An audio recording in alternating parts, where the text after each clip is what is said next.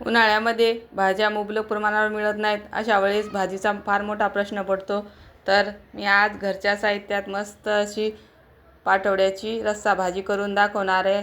तुम्ही बघू शकता मस्त झालेली आहे. आणि बेसन पीठ हटून मस्त थापून त्याच्या वड्या पाडलेल्या आहेत.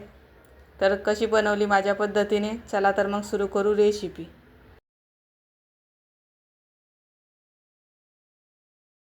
श्री शिवाय नमस्तुभ्य मैत्रिणींनो, मी अंजली कुंभार माझ्या यूट्यूब चॅनलमध्ये तुम्हा सर्वांचे खूप खूप स्वागत करते. तर आज आपण बघणार आहोत पाटवडीची भाजी. कोणी याला बेसनाच्या थापीव वड्या बोलतात, कोणी पाटवडी बोलतंय. सर्वात अगोदर आपण पाटवड्या बनवून घेऊ. त्यासाठी मी इथे घेतलेलं आहे या वाटीने 1 वाटी बेसन पीठ, गरजे इतकी लाल तिखट आणि थोडीशी कोथिंबीर. इथे कढईमध्ये मी 1 छोटा चम्मच तेल घातलेला आहे. तेल गरम झालं, आता याच्यामध्ये जिरे घालू.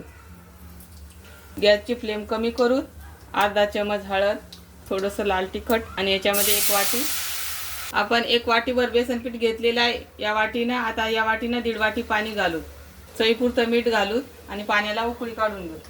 पाण्याला उकळी आलेली आहे. आता आपण थोडं थोडं बेसन पीठ याच्यामध्ये विस्करनी हटवून घेणार आहोत. उकळ्या मोडत सर्व बेसन पीठ या पद्धतीने थोडं थोडं टाकून हटवून घ्यायचं. तर या पद्धतीने सर्व उकळ्या मोडून घ्यायच्या पिठाच्या. गॅसची फ्लेम कमी करू. आता उलटण्यानं याला मिक्स करून घेऊ. इथे मी सर्व बेसन पिठातल्या गाठी मोडून घेतलेल्या आहेत. 5 मिनिटं याला शिजून घेऊ. तर 5 मिनिट झालेले आहेत. आपण चेक करू. तर मस्त वाफ बसलेली आहे. तर इथे आपलं थापीव वड्यासाठीचं बेसन पीठ शिजून तयार झालेला आहे. आता आपण गॅस बंद करू. इथे मी या ताटीला तेल लावून घेतलेलं आहे.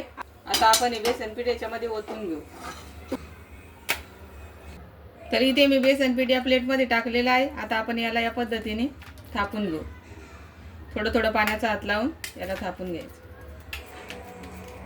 तर या पद्धतीने मी हे थापून घेतलेलं आहे. बेसन पीठ गरम आहे तोपर्यंतच याला थापायचं. थंड झाल्यावर, घट्ट झाल्यावर हे थापता येत नाही.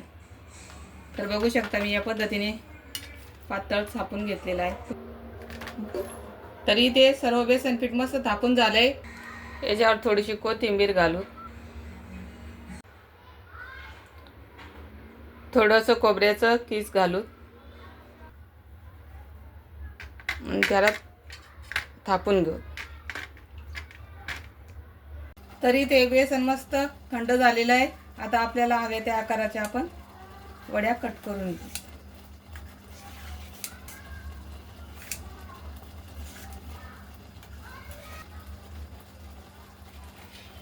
तर बघू शकता या पद्धतीने मस्त आपल्या वड्या तयार झालेल्या आहेत.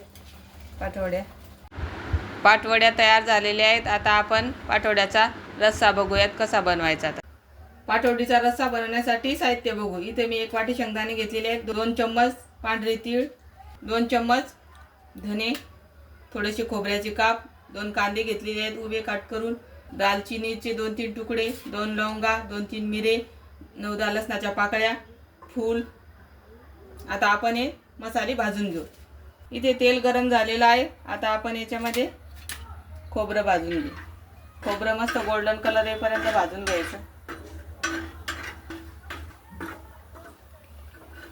तर बघू शकता इथे खोबरं मस्त गोल्डन कलरवर भाजल्या गेलेलं आहे. मसाले पूर्ण व्यवस्थित भाजून घ्यायचे, त्याच्यामध्ये कच्चेपणा नाही राहायला पाहिजे. खोबरं भाजून झाला, त्याच्यामध्ये शेंगदाणे भाजून घेऊ. शेंगदाणे भाजून झालेले आहेत. आता आपण याच प्लेटमध्ये ते काढून घेऊ. तर याच्यामध्ये फूल भाजून घेऊ. दगडी फूल आहे हे. गरम झालेलं आहे. आता मसाले भाजायला वेळ लागत नाही, पटापट होतात. इथे मी लवंगा, मिरे आणि दालचिनी एकत्र भाजायला घेतलेली आहे. लवंगा, मिरे, दालचिनी कमीच वापरायची. खूप भपका होतो याने जास्त वापरली. जास्त प्रमाणात घेतल्यावर तिखट होती भाजी खूप. आता याच्यामध्ये कांदा भाजून घेऊ. तरी इथे कांदा पण व्यवस्थित भाजला गेलेला आहे. बघू शकता या पद्धतीने कांदा भाजून घ्यायचा. कच्चेपणा नाही राहायला पाहिजे कांद्यामध्ये पण. आता आपण हा कांदा प्लेटमध्ये काढून घेऊ आणि धने भाजून घेऊ. धने 1 मिनिट परतून घ्यायचे आणि धन्यामध्ये तीळ घालायचे. धन्यामध्ये तीळ घातल्यावर तीळ फार उडत नाहीत. आता याच्यामध्ये लसणाच्या पाकळ्या घालायच्या. धने आणि तीळ व्यवस्थित भाजल्या गेलेत. आता गॅस बंद करू आणि गरजे इतकं तिखट घालू. तिखट गॅस बंद करून घालायचं, म्हणजे मग ते करपत नाही. आता हे सर्व या प्लेटमध्ये काढून घेऊ.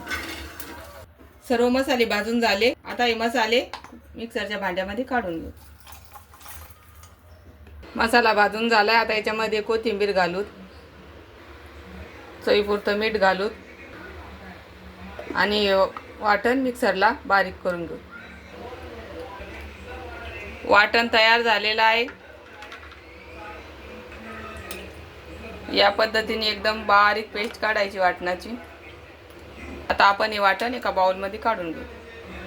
इथे मी कढईमध्ये एक पळी तेल घातलेलं आहे. तेल गरम झालंय. याच्यामध्ये मोहरी घालू. मोहरी छान तडतडली. आता याच्यामध्ये जिरे घालू, कढीपत्ता. आता तयार केलेलं वाटण घालू.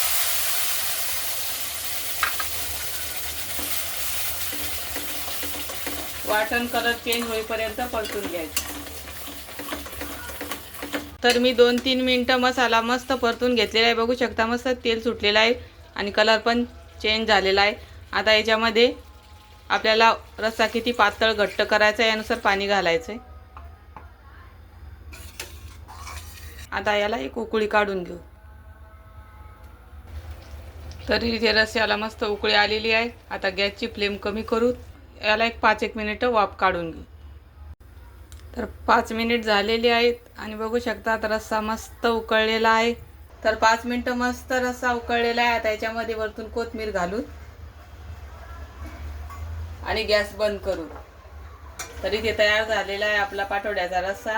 आता भाजी आपण सर्व करू. रस्सा तयार झाला. इकडे पाटवडी पण तयार आहे. तर आता ही कशी सर्व करायची बघूयात. तर अगोदर या प्लेटमध्ये तुम्हाला जेव्हा जेवायला बसायचं त्यावेळेसच हे सर्व करायचं. या पद्धतीने वड्या आधी प्लेटमध्ये काढून घ्यायच्या.